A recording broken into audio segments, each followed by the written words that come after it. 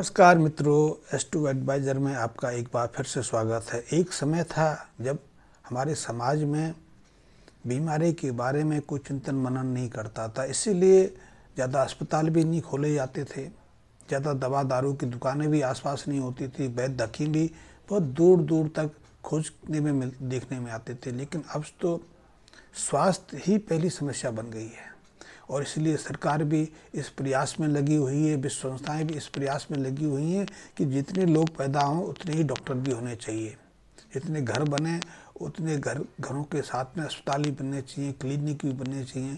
और आप उसको देखेंगे कि जितना हमारा बजट खाने पीने का महीने का होता है उतना तो हमारा दवाइयों का बजट बन जाता है। इसलिए चारों तरफ हम डॉक्टर मेडिकल दुकान दवाएं देखने को आने लगी हैं। यानी कि बीमार पड़ना आज हमारी एक आवश्यकता बन गई है और इसीलिए सरकार कहती है, स्वास्थ्य विभाग कहते हैं कि हम स्वस्थ हो रहे हैं, हमारी उम्र बढ़ रही है, मृत्यु दर घट रही है। लेकिन यथार्थ में इसके बिल्कुल विपरीत है। हम तेजी से बुढ़ापे की तरफ बढ़ रहे हैं, हमारी शारीरिक क्षमता में गिरावट आती जा रही है, हमारी उम्र घटती जा रही है और हमारा बुढ़ापा हम पर तेजी से और कम उम्र में हावी होने लगा। इसीलिए कम उम्र में कई तरह की बीमारियां लग जाती हैं। और यदि ज्योतिष की दृष्टि से हम बात करें तो लाल किताब में रोगों के लिए छठवां भाव, आठवें भाव से हम दिग्ग व्याधियां देखते हैं। केतु, शनि, मंगल, इन ग्रहों को देखते हैं और अशुभ और शुभ ग्रह जब अशुभ भाव में पड़ जाते हैं या शुभ भावों ग्रहों के प्रभाव में आ जाते हैं तो भी कई तरह की बीमारियों का कारण बन जाते हैं।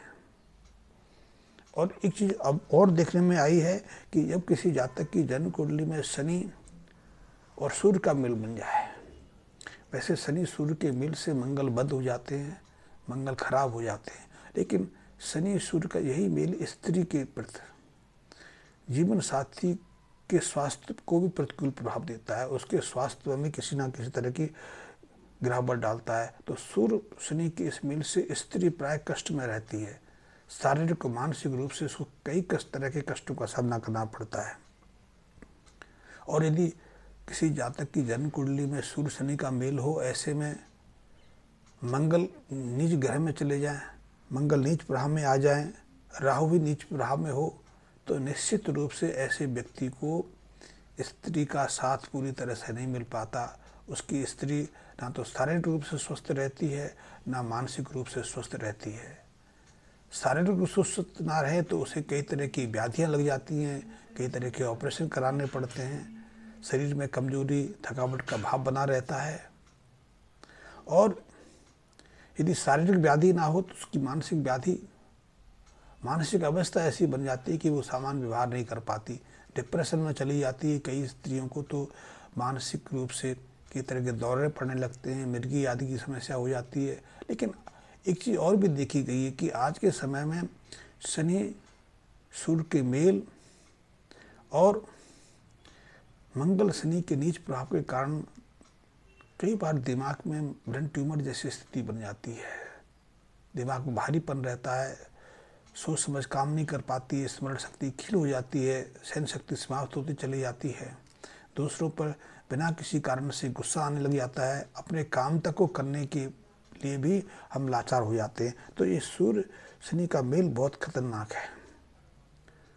कहा गया है कि जिस जातक की जन्म कुंडली में शुक्र नीच घर शुक्र के लिए माना गया है, पहला घर, 6वां घर, 8वां घर और 9वां घर, इन घरों में यदि शुक्र स्थित हैं और ऐसे में जातक का वैवाहिक कार्य 25 साल से उम्र से पहले कर लिया जाए, क्योंकि ऐसे जातक को 25 साल की उम्र से पहले वैवाहिक कार्य नहीं करना चाहिए। लेकिन यदि उसका विवाह 25 साल से पहले हो जाए तो उसे स्त्री सुख पूरा नहीं मिलता, क्योंकि या तो स्त्री बीमार पड़ जाती है और इतनी गंभीर बीमार पड़ जाती है कि उसे किसी तरह का सहयोग देने से ही की स्थिति में नहीं रहती है, उसे निजी सुखों से भी वंचित रहना पड़ता है, स्त्री का पूरा साथ नहीं मिलता। और जब स्त्री बीमार रहेगी तो घर का परिवार का जो पैसा है इलाज पर, स्त्री की सुरक्षा, स्त्री के स्वास्थ्य को बचाने पर लग जाता है, तो इससे पूरे परिवार का वातावरण खराब हो जाता है।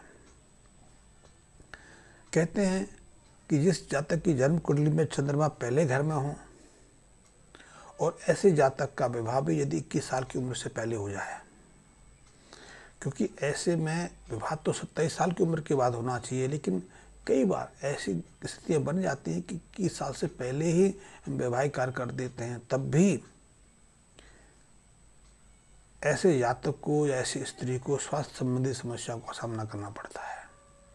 उसके स्वास्थ्य में निरंतर किसी न किसी तरह की अवनति, किसी न किसी तरह की गिरावट आती रहती है। और ये चारों ग्रह युक्तियाँ एक साथ बन जाएं, इनकी शनि सूर्य का मेल हो, मंगल भी अशुभ भाव में हो, नीच बन के बैठे हों, राहु के साथ शनि मंगल के साथ में शुक्र भी अशुभ हो, राहु भी अशुभ बन के बैठे हों, चंद्रमा भी अशुभ बन जाए, तो निश्चित रूप से उनका गृहस्थ जीवन ज़्यादा स्थायी नहीं रहता। किसी ना किसी कारण से उन्हें एक दूसरे से अलग होना पड़ता है और बहुत सारे मामले में तो स्त्री को मृत्यु तक का सामना करना पड़ता है। ये ग्रह अशुभ स्थिति है। तो ऐसे में हमें समय रहते कुछ उपायों की मदद लेनी चाहिए। ऐसे उपायों से निश्चित ही ऐसी विसंगतियों से, ऐसे कष्ट से बचा जा सकता है। तो इसके लिए सबसे पहले तो आप लोहे की अंगूठी लें।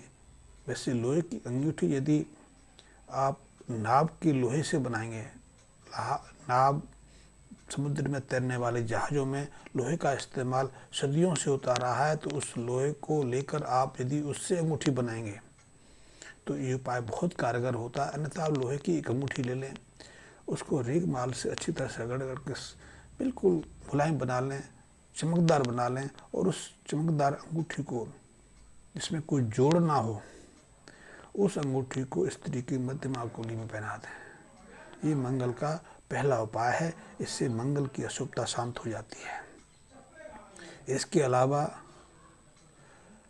गेहूं और गुड़ का नियमित रूप से दान करते रहना चाहिए।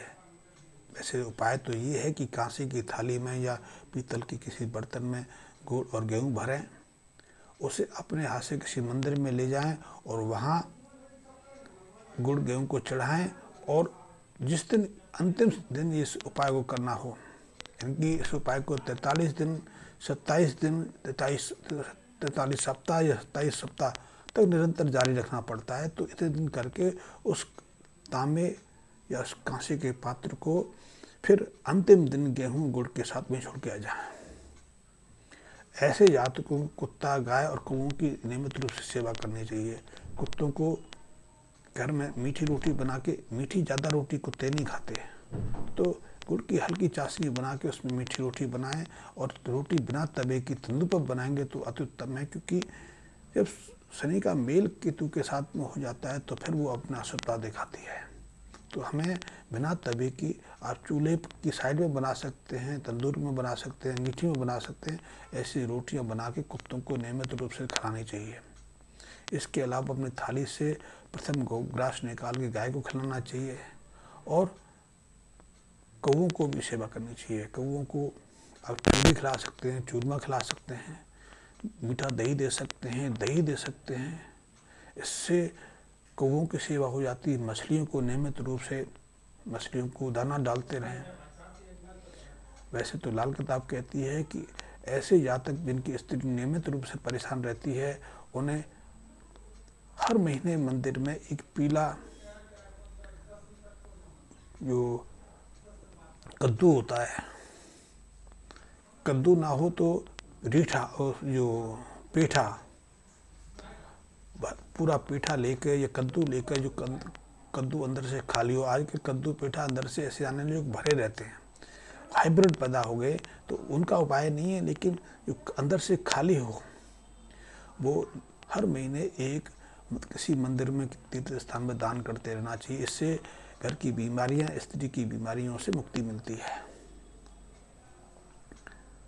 शनि के दान भी नियमित रूप से करने चाहिए। शनि के दानों में आप सरसों का तेल नियमित रूप से दान कर सकते हैं, लोहे की चीज़ें दान कर सकते हैं, काले वस्त्र दान कर सकते हैं, काली उड़द दान कर सकते हैं, चमड़ा दिया जा सकता है।